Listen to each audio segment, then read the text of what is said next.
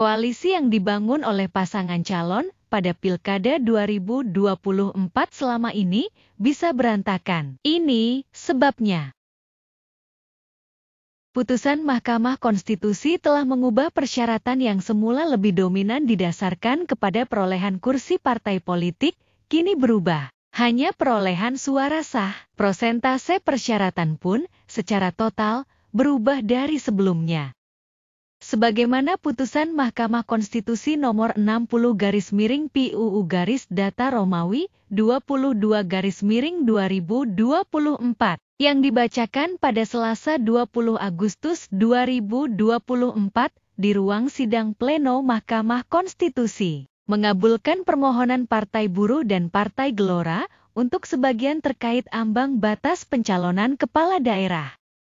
Dalam putusan nomor 60/PUU data Romawi 22/2024 tersebut, Mahkamah memberikan rincian ambang batas yang harus dipenuhi partai politik atau gabungan partai politik peserta pemilu untuk dapat mendaftarkan pasangan calon kepala daerah.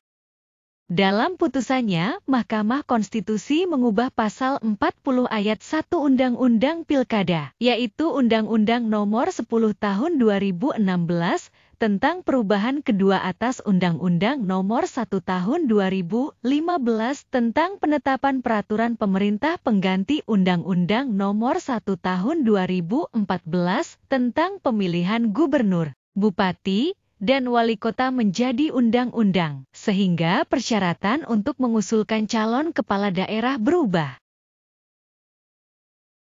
Untuk persyaratan calon gubernur dan wakil gubernur, partai politik atau gabungan partai politik peserta pemilu dapat mendaftarkan pasangan calon jika telah memenuhi persyaratan untuk mengusulkan calon gubernur dan calon wakil gubernur. 1. Provinsi dengan jumlah penduduk yang termuat pada daftar pemilih tetap sampai dengan 2 juta jiwa. Partai politik atau gabungan partai politik peserta pemilu harus memperoleh suara sah paling sedikit 10% di provinsi tersebut. 2. Provinsi dengan jumlah penduduk yang termuat pada daftar pemilih tetap lebih dari 2 juta jiwa sampai dengan 6 juta jiwa. Partai politik atau gabungan partai politik peserta pemilu harus memperoleh suara sah paling sedikit 8,5% di provinsi tersebut.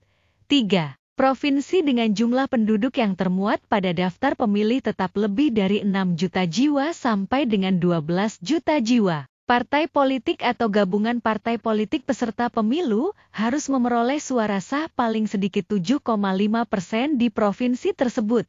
4. Provinsi dengan jumlah penduduk yang termuat pada daftar pemilih tetap lebih dari 12 juta jiwa. Partai politik atau gabungan partai politik peserta pemilu harus memperoleh suara sah paling sedikit 6,5% di provinsi tersebut. Sedangkan untuk mengusulkan calon bupati dan calon wakil bupati serta calon wali kota dan calon wakil wali kota. 1.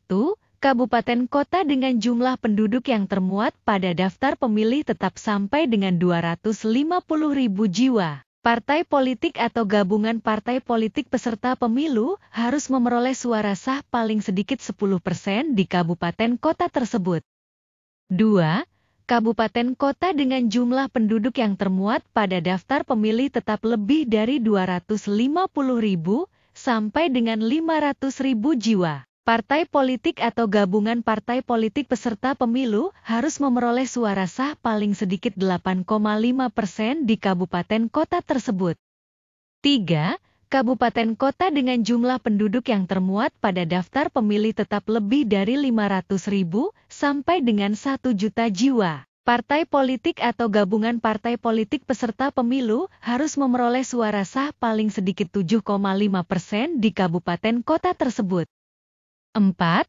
Kabupaten kota dengan jumlah penduduk yang termuat pada daftar pemilih tetap lebih dari 1 juta jiwa. Partai politik atau gabungan partai politik peserta pemilu harus memperoleh suara sah paling sedikit 6,5% di kabupaten kota tersebut.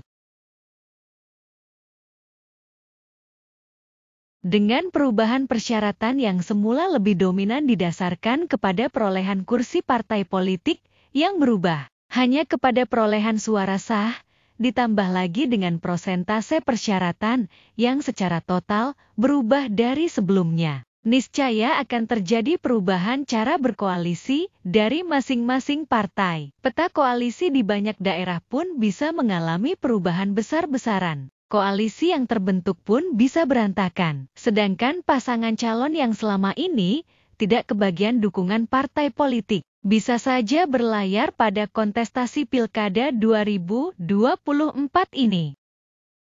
Demikian ulasan terkait persyaratan dukungan partai politik pasca putusan Mahkamah Konstitusi kali ini. Mohon maaf bila terdapat ketidaksesuaian data dan pengucapan. Bila berkenan mohon masukan, komentar dan opininya. Terima kasih atas atensinya terhadap tayangan ini. Semoga bermanfaat. Demikian, sampai jumpa.